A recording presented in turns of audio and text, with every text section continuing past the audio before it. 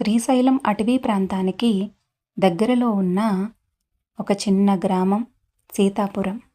సీతాపురానికి 5 కిలోమీటర్ల దూరంలో అడవి లోపల ఉన్న ప్రసిద్ధమైన ఉగ్రభైరవి అమ్మవారి ఆలయం. ఈ ఆలయం అడవి మధ్యలో ఒక చెరువు పక్కన ఉన్న చిన్న ఆలయం. అక్కడ ఏం కోరుకున్నా ఖచ్చితంగా అవుతుంది అని ఆ చుట్టుపక్కల గ్రామాల వారి నమ్మకం. కానీ ఆ ఆలయానికి పూజ కానీ దర్శనం కానీ ఉదయం 6 గంటల నుండి సాయంత్రం 6 గంటల లోపలే. అక్కడి నుండి ఆలయానికి వెళ్ళడానికి నడిచి లేదా సైకిల్ మీద మాత్రమే వెళ్ళగలరు. వేరే వాహనాలు వెళ్ళే దారి లేదు. శివప్రసాద్ కుటుంబం తరతరాలుగా ఉగ్రభైరవి అమ్మవారి సేవ చేస్తున్నారు. ప్రతిరోజు శివప్రసాద్, అతని కొడుకు రాజేష్ ఉదయం 6 గంటల తర్వాత వెళ్ళి పూజలు చేసి సాయంత్రం 6 గంటల ముందే గుడి మూసి వచ్చేవారు.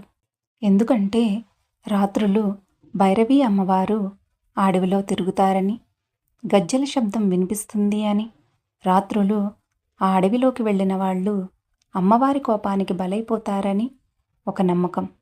అందుకే ఎవ్వరూ రాత్రులు అక్కడ ఉండేవాళ్ళు కాదు. ఒకరోజు సాయంత్రం శివప్రసాద్, రాజేష్ ఇద్దరూ పూజ ముగించుకొని గుడి మూసి ఇంటికి బయలుదేరదామని బయటికి వచ్చేసరికి పెద్ద వర్షం పడుతూ ఉంది. చేసేది లేక కాసేపు అక్కడే ఉండి వర్షం తగ్గగానే వెళ్ళిపోదామని గుడి వసారాలో నిలబడ్డారు శివప్రసాద్ ఇంకా రాజేష్. అయితే వర్షం అంతకంతకు పెరిగి పక్కన ఉన్న చెరువు పొంగి గుడి ముందు వరకు నీళ్లు వచ్చాయి. అటు ఇటు వెళ్ళలేని పరిస్థితి.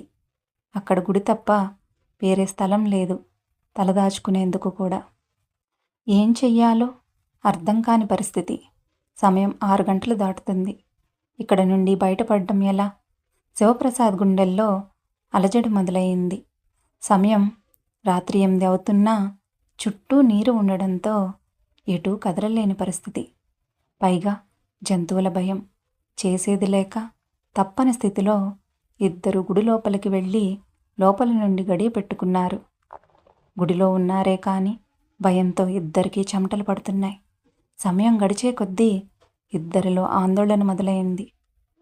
కాసేపటికి ఇద్దరూ అలా నిద్రలోకి జారుకున్నారు. రాత్రి 11 కావస్తోంది. ఏదో శబ్దం వినిపించడంతో ఇద్దరికీ మెలకువ వచ్చింది. ఏమిటా శబ్దం అని చూస్తున్నారు.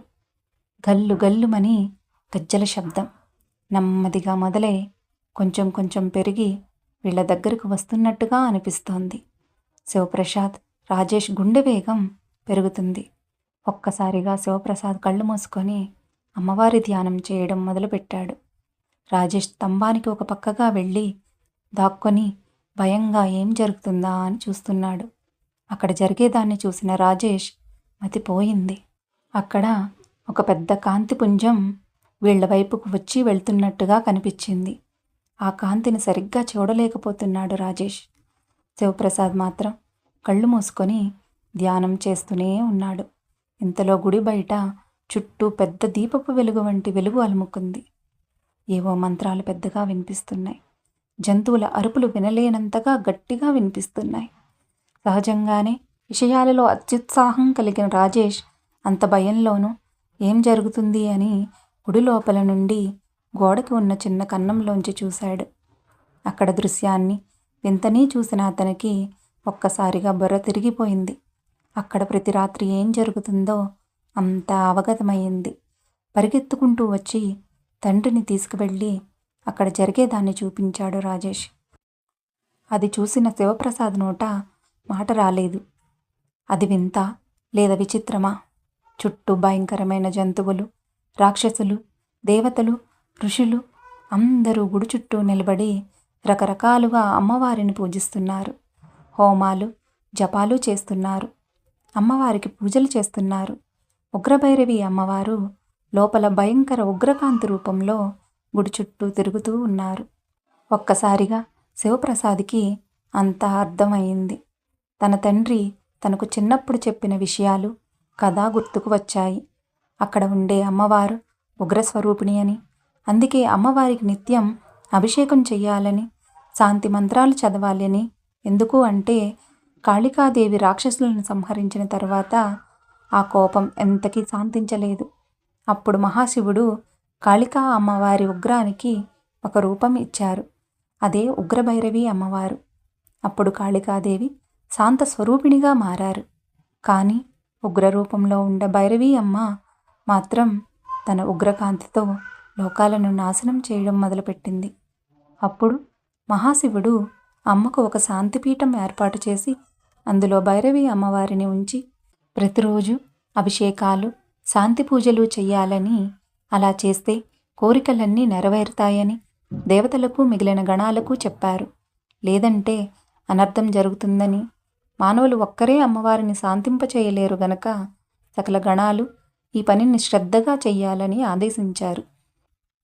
ఇది గుర్తుకు వచ్చినదే తడువుగా శివప్రసాద్ అమ్మవారి శాంతి మంత్రాలను చదవడం ప్రారంభించాడు. రాజేష్కి ఏదో అర్థమైనట్లు తండ్రితో గొంతు కలిపాడు. అలా తెల్లవార్లు సాగుతూనే ఉంది. ఎప్పుడు నిద్రపోయారో వాళ్ళు తెలియకుండా ఇద్దరు గాఢ నిద్రలోకి వెళ్ళిపోయారు. వాళ్ళ ఇంట్లో వాళ్ళు మరియు ఊరి పెద్దలు వీరిద్దరూ రాత్రి అంతా ఇంటికి రాకపోయేసరికి ఏం జరిగిందో అని భయపడుతూ గుడికి వచ్చి గుడి తెరిచి ఉండడంతో లోపలికి వచ్చి ఇద్దరినీ లేపారు. కళ్ళు తెరిచి ఒక్కసారిగా జరిగిందంతా జ్ఞాపకం తెచ్చుకొని అందరికీ విషయాన్ని చెప్పారు.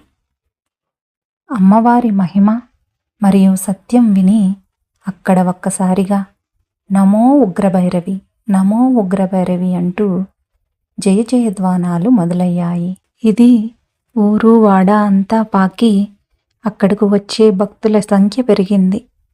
అభిషేకాలు, శాంతి పూజలు, జపాలు పెరిగాయి. అక్కడ ఉగ్రభైరవి అమ్మవారు కోరిన వారి కొంగు బంగారమయ్యింది.